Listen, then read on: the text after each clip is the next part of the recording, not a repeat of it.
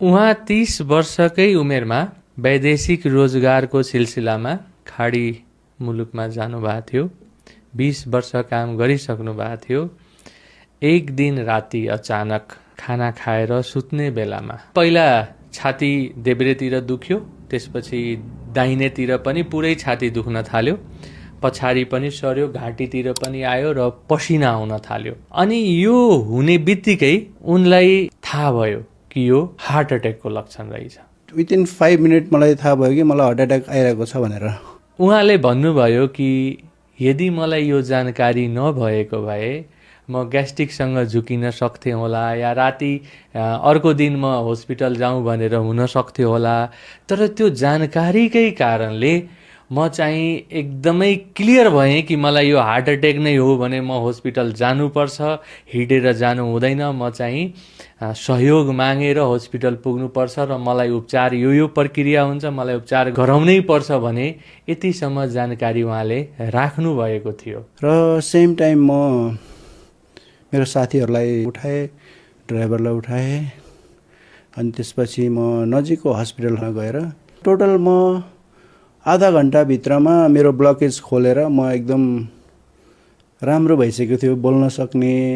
उपचार सफलतापूर्वक उहाँको भयो। उहाँ लक्की हुनुहुन्थ्यो, केही दुर्घटना भएन। तर यो घटनाले मानिसको मनोभावनामा कस्तो असर पर्ने रहेछ सुन्नुहोस्। म यसरी तल खोलेर आउँदाखेरि मेरो साथीहरू पुरै घेरेर बसेको रहेछ। मलाई चाहिँ एकदम त्यति बेला खुब अब रमाइलो भनौँ कि खुसी लाग्यो भनौँ न, एक प्रकारको सबैजनाले मलाई साथ सहयोग गर्नुभयो भनेर।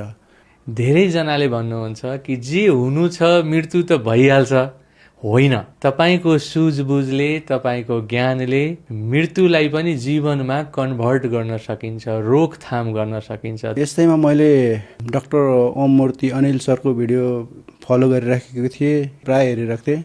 त्यसैले यस्तो विषयहरू गहिरोसँग बुझ्न जरुरी छ, समय दिनुपर्छ। थाहा छैन तपाईँलाई कुन बेला कसको लागि तपाईँ यो ज्ञान प्रयोग गर्न सक्नुहुन्छ। सबैभन्दा थ्याङ्क्स भन्न चाहन्छु डाक्टर ओम मूर्ति अनिलको भिडियो हेरेर मैले छिटोभन्दा छिटो मेरो हार्ट एट्याक भन्ने थाहा पाएँ र छिटो ट्रिटमेन्ट गर्न सकेँ।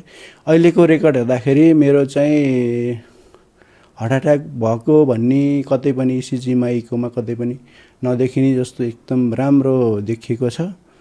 र समयमै उपचार गर्न पाउनुभयो, समयमै जानकारी पाउनुभयो भने छिटोभन्दा छिटो उपचार गर्न सक्नुभयो भने हार्ट एट्याक पनि सामान्य हुँदो रहेछ भन्ने अनुभव भयो। साथै अरूलाई पनि यस्तै कुराहरू सेयर गरौँ भनेर सानो भिडियो क्लिप बनाएको छु। उहाँसँग कुनै त्यस्तो हार्ट एट्याक हुने कारण चाहिँ अभियस थिएन, जस्तै चुरोट मदिरा।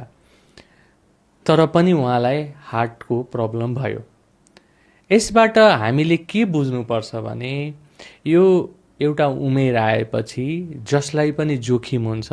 विशेष गरेर यदि तपाईँ घरबाट बाहिर बस्नुहुन्छ, विदेशमा बस्नुहुन्छ, अप्ठ्यारो ठाउँमा बस्नुहुन्छ, सुविधाहरू कम हुनसक्छ, त्यस्तो ठाउँमा बस्दाखेरि कम्तीमा चुरोट रक्सी नखाएको र जब सुविधा हुन्छ तपाईँलाई उतै या नेपाल आएको बेलामा तपाईँले आफ्नो नियमित स्वास्थ्य चेकअप चाहिँ गर्नुभयो भने धेरै हदसम्म तपाईँ जोखिमलाई न्यूनीकरण गर्न सक्नुहुन्छ।